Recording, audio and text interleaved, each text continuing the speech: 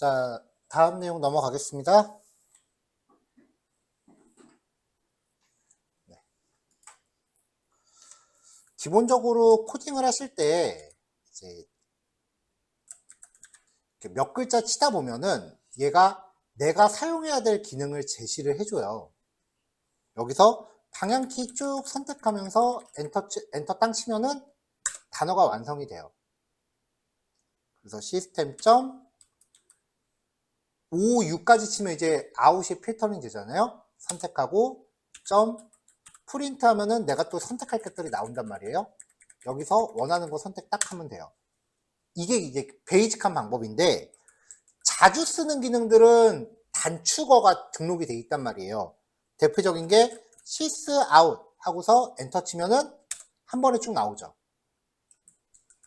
자, 그 질문 요지는 이런 단축어를 직접 만들 수는 없는가 였거든요. 왜 안 되겠어요? 자, 이런 단축어를 코드 조각이라고 불러요.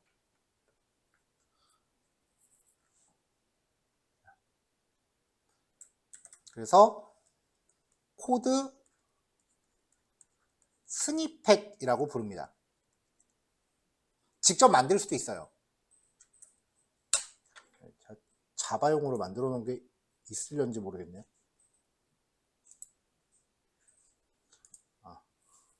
자, 저 같은 경우 이제 자바용으로 이렇게 만들어 놓은 게 좀 있거든요. 예를 들어서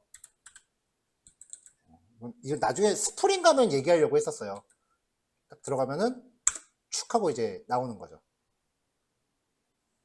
그래서 이렇게 딱 해놓으면 이제 파일 하나가 통째로 완성되는. 요건 우리 나중에 한참 나중에 할 코드고요.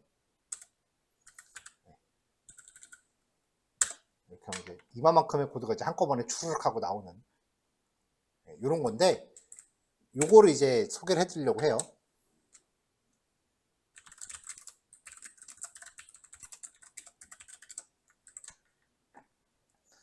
자, 제가 사이트 주소를 하나 톡방에다 공유할 겁니다.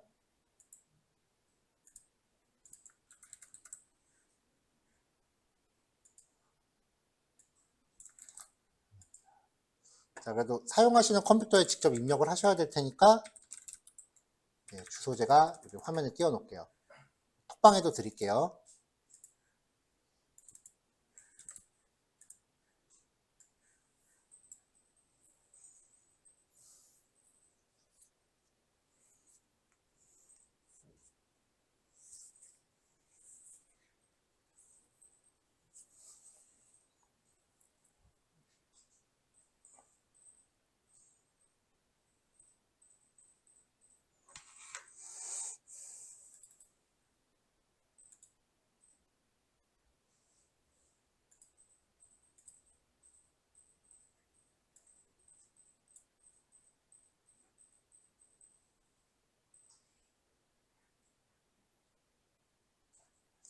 자, 접속하시면은 이제 이런 사이트가 하나 떠요.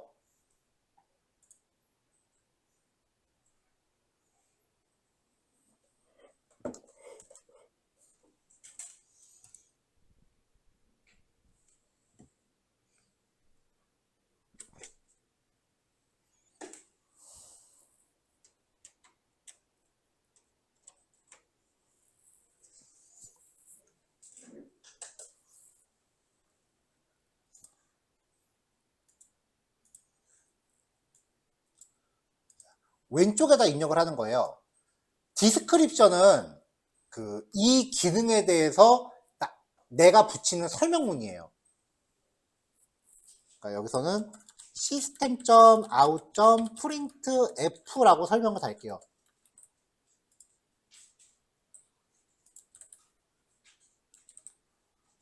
실제로 완성될 코드는 이거죠.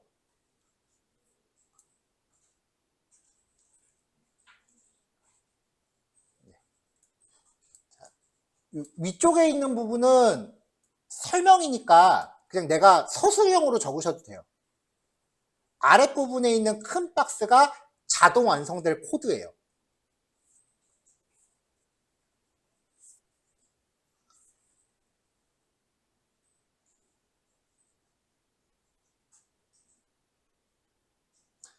여기서 이 괄호 안에다가 $1이라고 기입하세요. 그러면 이 코드가 자동 완성되면서 $1 위치에서 그 입력 커서가 깜빡깜빡하고 있을 거예요.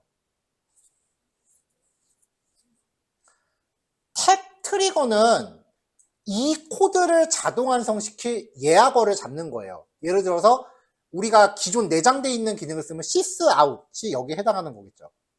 그러니까 여러분들이 외우기 쉬운 걸로 정하시면 돼요. 저 같은 경우는 제가 만든 예약어는 무조건 앞에 my 언더바를 붙여요. 왜냐면 일일이 외우기가 싫더라고요. 그래서 my 언더바만 입력하면 제가 만든 게 쫙 하고 나오거든요. 선택할 수 있게. 그래서 my print f라고 해볼까요?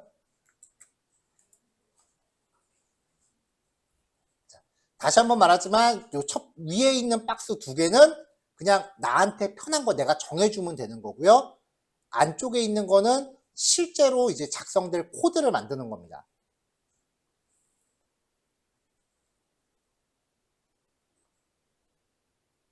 자, 그러면 여기 오른쪽에 이렇게 생긴 게 하나 작성이 돼요. 이거를 복사하셔야 돼요.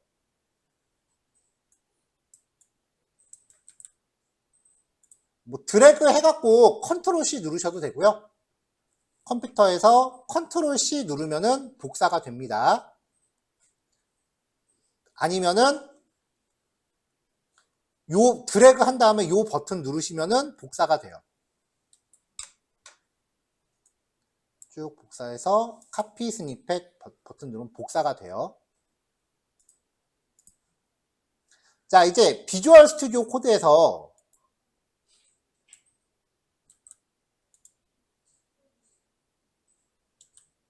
왼쪽 맨 밑에 있는 톱니 버튼을 누르신 다음에 코드 조각이라는 버튼을 누르면 프로그래밍 언어별로 선택할 게 나와요.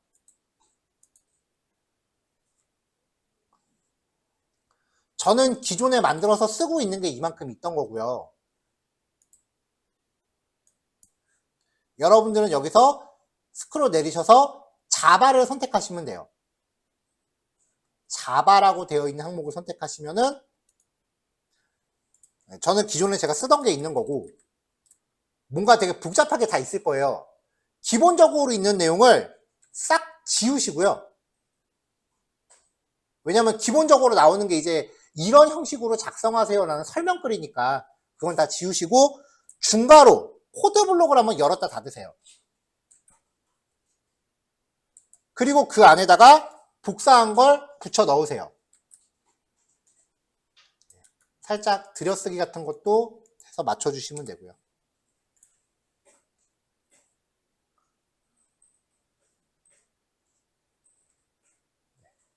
이러고 저장하시면 돼요. 이런 식으로 자기만의 어떤 그 예약 단축어들을 계속해서 늘려가는 거예요. 나중에 또 추가할 때는 이게 지금 등록된 거죠? 이거 말고 내가 다른 거를 또 만들어서 쓸 거다 라고 하시면 콤마 찍고 또 붙이시면 돼요. 콤마 찍고. 똑같은 게 여러 개 있으면은 에러 납니다. 똑같은 거 말고요. 자, 이렇게 하고 저장해 보세요. 그럼 이제 자바 코드로 가서 my 언더바라고 하면 내가 만든 게 보일 거예요. 엔터 땅 치면은 생기죠. 안에 괄호 안에는 적절히 채워 넣으세요.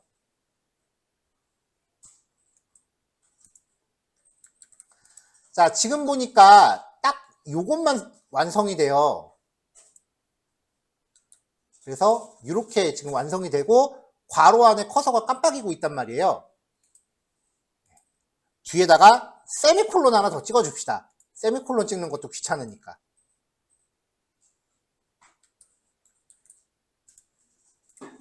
그러면 다시 my 하면 딱 나오니까 엔터 딱 치면은 코드 완성되고 요 안에 내가 넣고 싶은 것만 넣으면 되겠죠.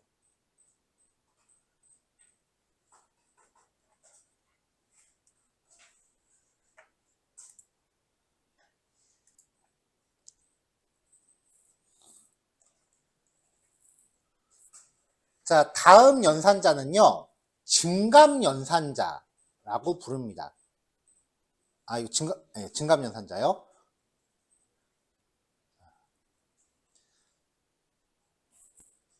변수 스스로 1 증가하는 연산을 앞에서 봤었던 방식대로 풀어보면은 인트형 변수 k, 정수형 변수 k가 있고 거기에 100을 저장을 했어요. k에다가 1 더한 결과를 다시 k에다 덮어 씌워라 라고 하는 말은 그냥 스스로 1 증가해라 라는 말이죠. 이거를 우리가 전교시에서 봤었던 단항연산자로 표현하면 k 플러스 이퀄 1이 되죠.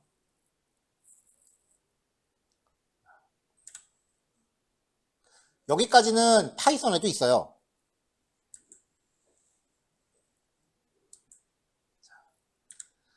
자, 더해지는 값이 1인 경우에 한해서 2나 3, 4, 5는 안 돼요. 무조건 1만 돼요. k 플러스 플러스로 한 번 더 축약이 가능합니다. 혹은 플러스 플러스 k로 표현이 가능합니다. 그냥 k 스스로 1 증가라고 해석하시면 돼요. 이제부터 서서히 암호 같아지기 시작해요. 이런 식의 표현은요, 덧셈과 뺄셈에 대해서만 가능합니다. 100이었어요? k에서 1 빼서 다시 k에 넣어요. 99죠? 자, k 스스로 1 감소. 이것도 99죠? k 마이너스 마이너스 혹은 마이너스 마이너스 k. 이런 것들을 증감연산자라고 해요.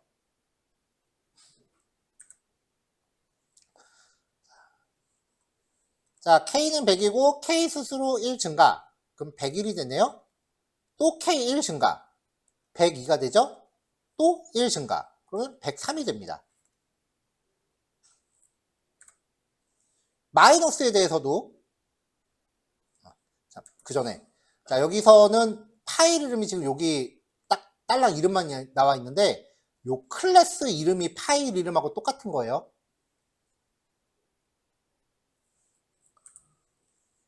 자, L이라고 하는 변수를 100을 저장했어요. L 스스로 1 감소 99죠? 또 1 감소 98이고요. 또 1 감소 97이에요. 그러니까 이 표현 방법 세 가지가 다 똑같은 거죠, 지금.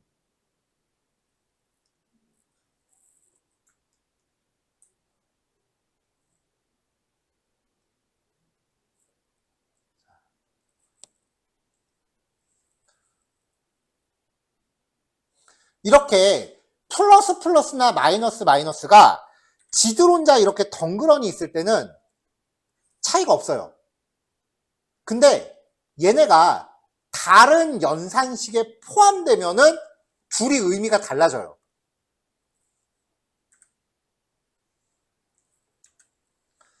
자, 증감연산자의 위치에 따른 차이입니다. 증감연산자를 적용한 변수가 단독으로 사용되는 경우는 차이가 없지만 다른 수식에 포함되는 경우는 위치에 따라 결과가 달라져요. 이거를 앞에 붙으면 전위 증감연산자, 뒤에 붙으면 후위 증감연산자라고 불러요. 이게 프로그래밍 관련된 용어들이요. 실무에서는 거의 영어 위주로 된 단어를 쓰는데 책이나 아니면 전공 학교에서 공부할 때는 이게 분명히 미국에서 건너온 건데 한자어로 번역돼 있어요, 다. 진짜 그래요. 예를 들면 이제 코딩 테스트에서도 보통 FIFO라고 부르는데 이거 대학에서는 선입, 선출이라고 사자성어로 가르쳐요. 그게 우리나라로 바로 들어오는 게 아니라 일본 거쳐서 와서 그래요.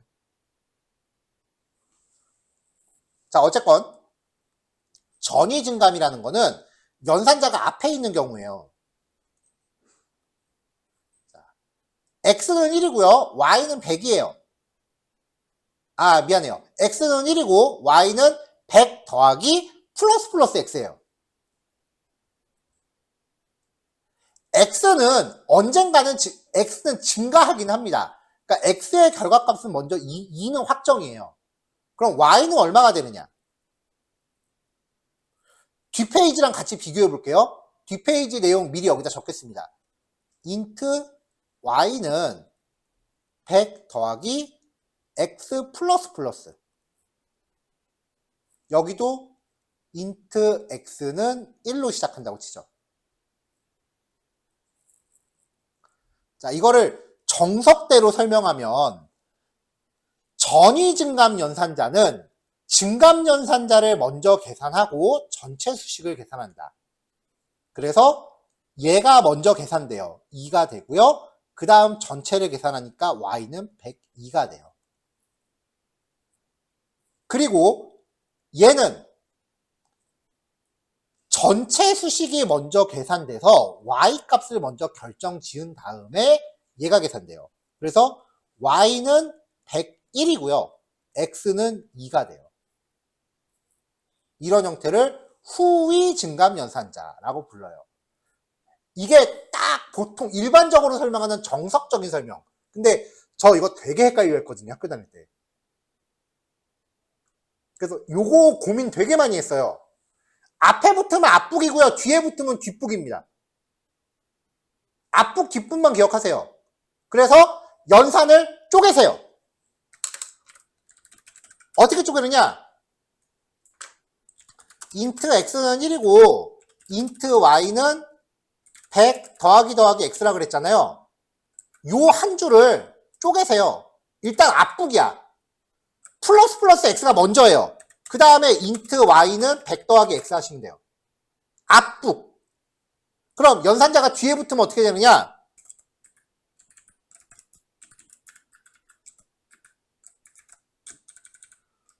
뒷북이에요. int y는 100 더하기 x를 먼저 한 다음에 x 플러스 플러스 하시면 돼요. 덩그러니 있으면 앞에 있건 뒤에 있건 똑같다 그랬잖아요. 그러니까 이 위치에 따라서 수식을 이렇게 쪼개서 생각하세요. 앞에 붙느냐 뒤에 붙느냐에 따라서. 그냥 앞북 뒷북만 기억하세요. 아무리 고민해도 이건 이 이상 쉽게 설명할 생각이 안 들어요.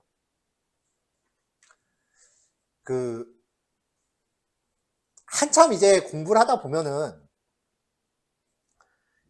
이제 이런 질문 주시는 경우가 계세요. 이제 수업을 들으면서 하나 곁들여 볼 책을 좀 선정하고 싶은데 혹시 추천해 주실 책이 있느냐. 근데 개인적으로 저는 지필 종이책을 별로 안 좋아해서 책 잘 안 봐요.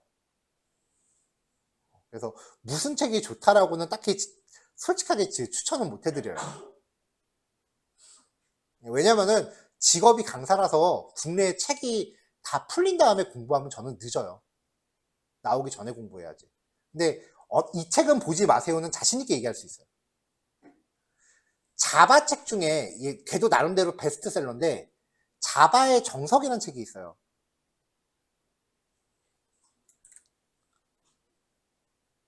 그 책이 저는 보통 내용 설명할 때 뒷부분에 설명되는 내용을 앞에서 끌어다 쓰는 거를 되게 경계하거든요. 근데 이 책은 그게 너무 많아. 그래서 책을 막 앞뒤로 왔다 갔다 하면서 봐야 돼요. 그리고 결정적으로 이 책은 진짜 틀렸다라고 한 게 그 책에 있는 연습 문제 중에 이런 게 있어요. 플러스 플러스 x int x는 1이다. int y는 플러스 플러스 x 더하기 플러스 플러스 x 의 결과는 무엇인가를 물어보는 문제가 있어요. 이 문제 보고서 그때부터 이 책은 절대 추천 안 해요. 이건 솔직히 말해서 그냥 골탕 먹이려고 낸 문제예요.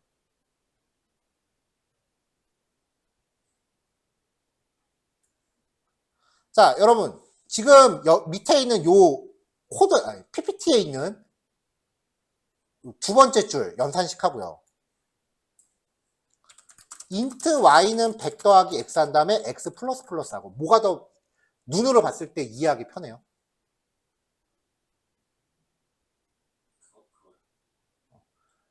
조금 익숙해지면 당연히 위에 것도 알아보겠죠. 근데 지금 당장으로서는 아래 게 더 눈에 잘 들어올 거예요. 그러면 아래 코드가 더 좋은 코드예요. 이렇게 단축해서 쓴다고 해서 프로그램이 더 좋아지는 거 아니에요. 그냥 겉멋든 거예요, 이거.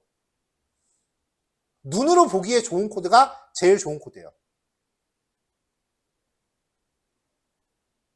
그러니까 이게 지금 당장 헷갈리면은 아래에 제가 따로 메모장에 넣은 것처럼 코딩하셔도 결과 차이 진짜 단 1%도 없습니다. 그러면 이걸 왜 소개하느냐?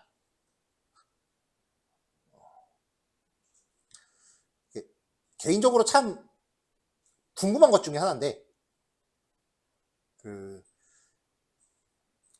교환을 작업할 때 이제 여러분들이 프로젝트 하면서 만날 것 같은 그런 상황들을 다 제 나름대로 산정을 해서 교환을 작업을 하는 거예요. 그리고 수업에서 나가지 않은 내용은 뭐 나중에 따로 이제 프로젝트에 넣으시라는 얘기도 안 해요. 그래서 분명히 교환 앞에 뭔가 문제에 맞다 기억이 잘 안 나는 게 있으면 앞에 교환을 찾아보시면 다 있을 텐데, 여태까지 모든 분들이 다 그랬어요. 나중에 이제 포트폴리오 하다가 막히면 다들 구글링 하세요.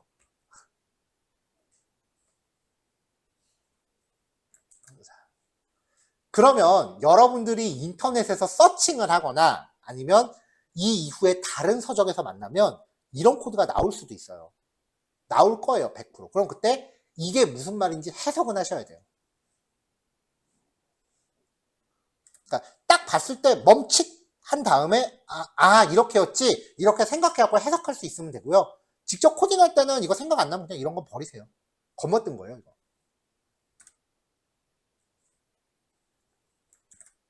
자, 조금 전에 설명한 코드 그대로니까 요거는 뭐 리뷰하는 거 넘어갈게요. 자, 그 다음 비교연산자입니다. 자, 이 비교연산자는 우리가 어렸을 때 부등식이라는 이름으로 배웁니다.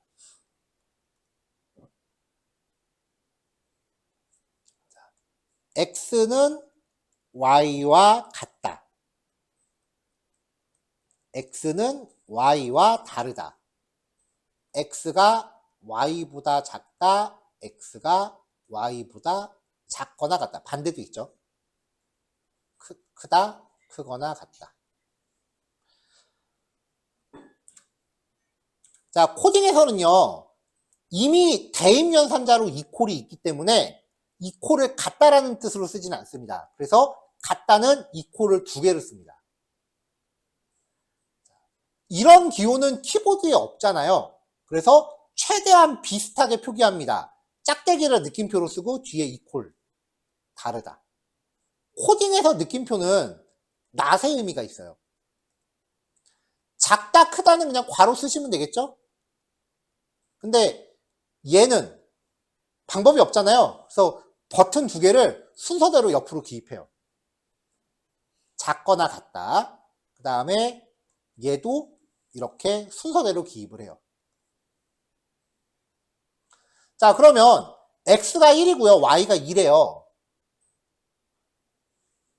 자, 그러면 x가 y보다 크다. 혹은 x가 y보다 작다. 라고 했을 때 말 되나요? 1이 2보다 크다. 말 되나요, 이거? 말 안 되죠? 다음 거는 1이 2보다 작다. 얘는 말 되죠? 그래서 비교연산자는 결과가 항상 말이 되는지 안 되는지를 따져요. 말이 안 되면 거짓, false. 말이 되면 참, true입니다.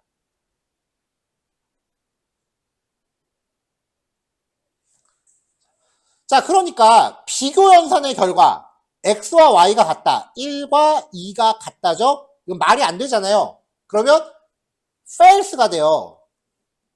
그거를 받을 변수에다 저장하려면 참 거짓을 논하는 불린 타입이 돼야겠죠. x와 y가 다르다. 이건 말 되죠? 그러니까 b는 true가 됩니다. false, true. x가 1이고 y가 2예요. x가 y보다 작다. 말 안 되죠? false. x가 y보다 작거나 같다. 이거 말 되죠? 참, true. x가 y보다 작거나 같다. 이것도 말 되죠?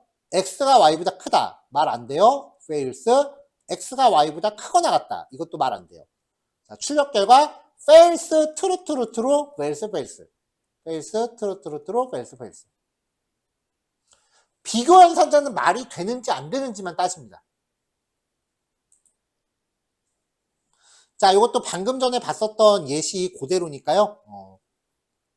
바로 그냥 넘어갈게요. 자, 이번에는 논리연산자라고 하는 건데요. 이거는 우리가 중고등학교 때 명제라고 하는 단원으로 배워요. 참이나 거짓을 판별할 수 있는 변수나 수식끼리 AND나 OR 연산을 수행하는 건데요. AND는 모든 값이 true인 경우만 결과값이 true고요. 그 외의 경우는 모두 거짓이에요. true and true. AND는 AND 기호 2개를 씁니다.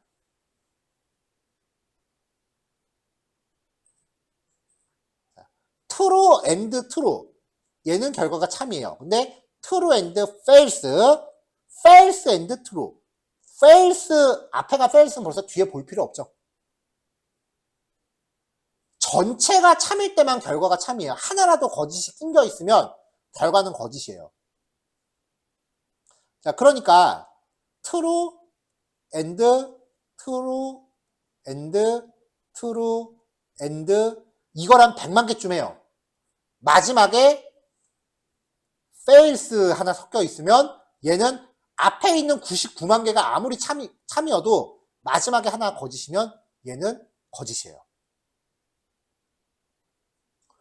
우어는 하나라도 true면은 결과가 true고요. 그 외의 경우는 false예요. true or true. true or false. false or true. false or false. 참이 하나라도 섞여 있으면 결과가 참이다. 얘도 false or false or 이걸 한 100만 개쯤 한 다음에 마지막에 true 하나 딱 껴 있으면은 결과는 참이에요. 자, 이거 OR 연산인데요. 파이프라인 2개거든요. 파이프라인이 뭐냐면은 우리 역슬래시 키 봤었죠? 역슬래시 위에 보면 이렇게 짝짓게 있어요. 이게 요즘 키보드들은 그냥 이렇게 하나만 그어버리는데 원래 이렇게 나눠져 있는 키예요. 그래서 파이프라인이라고 불러요. 그럼 얘를 이 짝대기를 입력하려면 쉬프트 누르고 누르셔야겠죠? 위에 있는 거니까.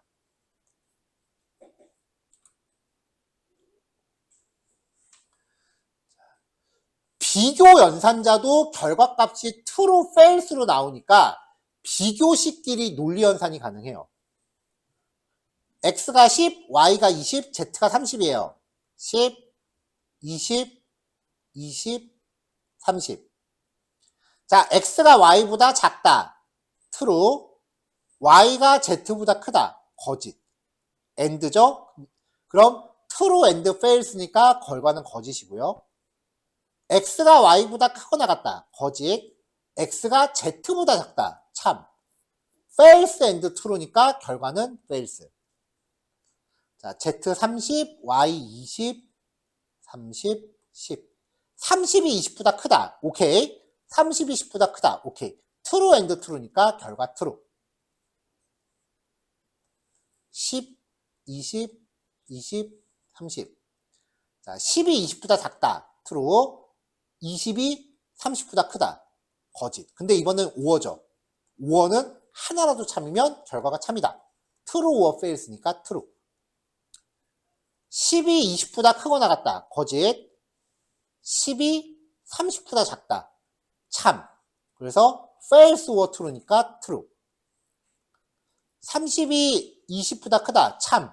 그럼 뒤에 볼 필요도 없죠. 사실 이건. 네, true or true니까 결과 true.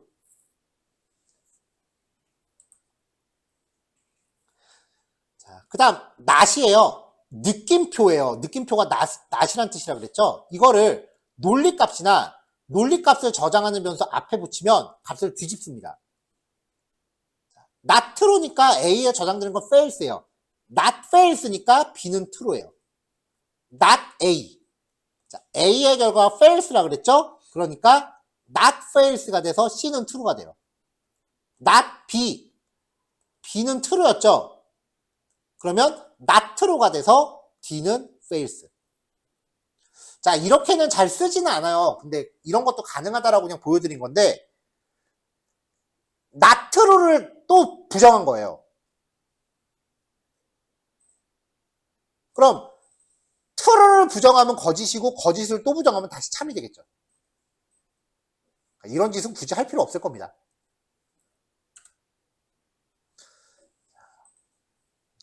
자, 난연산자 and or. 여기 연산자 부분은 앞에서 이제 코드 단위별로 제시해드린 거랑 실제 실습 코드랑 다 똑같아요. 그러니까 여기는 이제 리뷰는 제가 제외할게요. 삼항 연산자.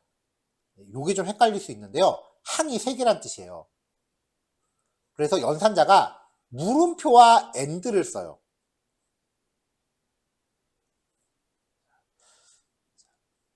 조건식 물음표 참인 경우 콜론 거짓인 경우예요.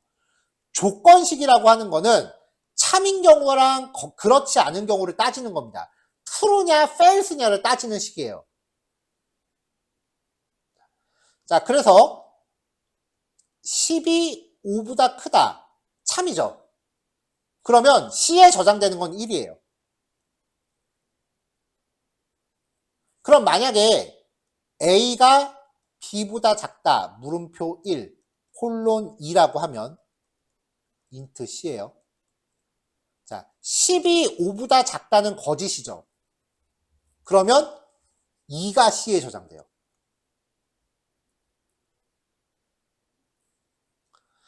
K는 대놓고 참이래요.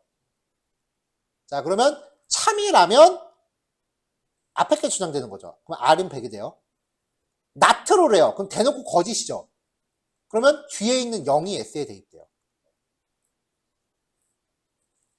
자, 밑에 10이 20보다 크다예요. 결과 거짓이죠. 그럼 뒤에 있는 게 Z에 대입돼요. 10-20이 되니까 Z는 마이너스 10이 되겠네요.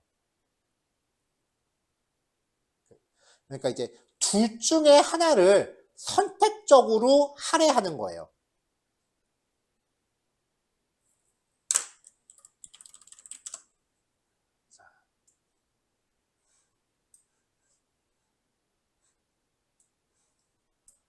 자, 예를 들어 볼까요? int 태어난 연도를 뭐 3이라고 하죠. int 주민 뒷자리가 3이면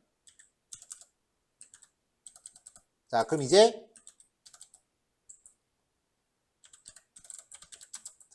실제 연도는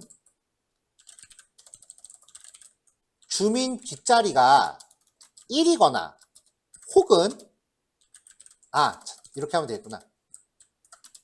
주민 뒷자리가 3보다 작다면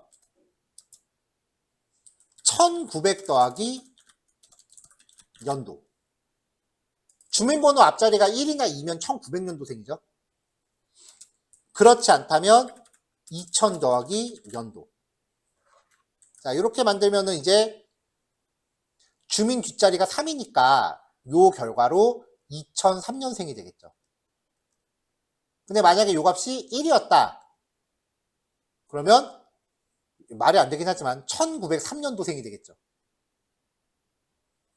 이런 식으로 이제 태어난 연도값과 주민번호 뒷자리 가지고 실제 태어난 연도 계산할 때 이런 식으로 씁니다. 참고로 주민번호 뒷자리 1, 2, 1900년도 출생자, 남자, 여자죠. 3, 4, 2000년도 이후 출생자, 남자, 여자죠. 자매품 5, 6, 7, 8, 9도 있습니다. 우리나라 주민번호는요. 5, 6, 7, 8은요. 외국인이 귀화하면 부여받아요. 외국인이 귀화했을 때 1900년도 출생자, 2000년도 출생자. 그리고 9 같은 경우는 지금은 거의 생존하신 분들이 안 계실 텐데, 1900년 이전 출생자분들이 주민번호 뒷자리가 9예요. 그러니까 저 어렸을 때는 막 100세 넘어가시는 분들이 계시면 이제 뉴스에 나오면 그랬거든요. 그분들 주민번호. 지금은 아마 생존하신 분들이 계실까 싶어요.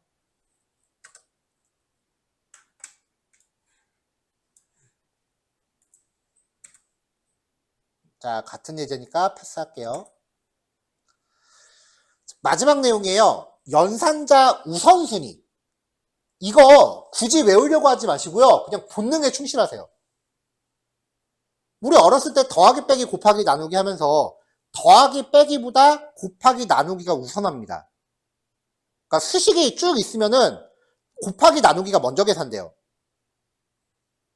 그리고 나머지는 크게 신경 쓰지 마세요. 그냥 본능에 충실하세요. 여기 특기가 있잖아요. 괄호로 묶으면 무조건 최우선이죠. 나머지는 그냥 본능에 충실하시면 되고요. 굳이 외우려고 하지 마세요. 더 헷갈리더라고요. 근데 하나는 기억하세요. AND하고 OR가 섞여 있으면 여기 마지막 라인이 빠졌는데 AND가 OR보다 우선해요. 그거는 따로 기억을 하세요. AND가 OR보다 항상 우선합니다.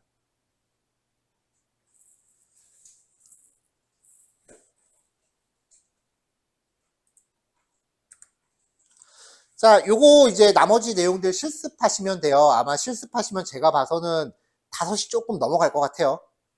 자, 어저께, 오전에는 제가 어제 했던 얘기를 못 지켰는데, 오전 마지막 1시간, 오후 마지막 1시간은 그날 수업했던 거 각자 점검하시는 시간으로 한다 그랬죠? 그러니까 실습 끝나시면은 남은 시간은 그냥 오늘 수업했던 내용들 한 번씩 쭉 훑어보시면 될 것 같아요. 피곤하신 분들은 엎드려 계셔도 돼요. 자, 녹화 여기까지 할게요.